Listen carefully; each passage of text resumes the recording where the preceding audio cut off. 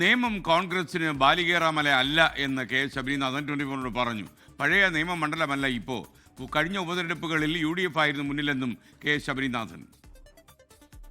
നേമം നിയോജക മണ്ഡലത്തിന്റെ UDF സ്ഥാനാർത്ഥി ശബരിനാഥൻ 24-നൊപ്പം ചേരുകയാണ്.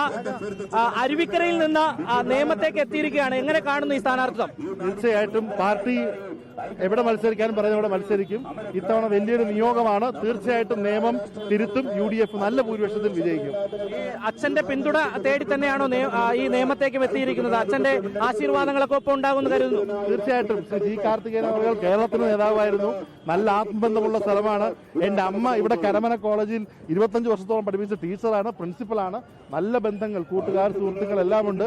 തീർച്ചയായിട്ടും പാർട്ടി സംവിധാനം നല്ലതാണ്. രാഷ്ട്രീയ കാലാവസ്ഥ അനുകൂലമാണ്. നിയമം ഇത്തവണ തിരുത്തും. അരുവിക്കരയിൽ നിന്ന് നിയമത്തേക്ക് എത്തുമ്പോൾ ഏതെങ്കിലും തരത്തിലുള്ള ഒരു ദുഃഖമുണ്ട് അരുവിക്കരക്കാരെ വിട്ടുവരുന്നതിൽ?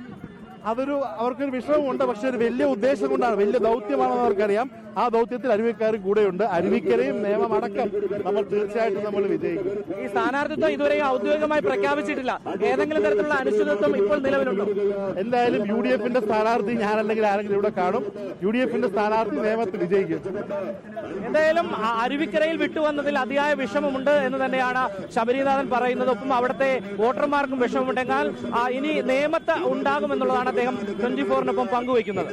ലോകത്തെവിടെയായാലും ഏത് സമയത്തും 24 വാർത്തകളും ഓഗ്മെന്റഡ് റിയാലിറ്റി പാക്കേജുകളും എക്സ്പ്ലെയിനറുകളും വിശദമായി കാണാൻ ഞങ്ങളുടെ YouTube ചാനൽ നിങ്ങൾക്ക് സബ്സ്ക്രൈബ് ചെയ്യാം.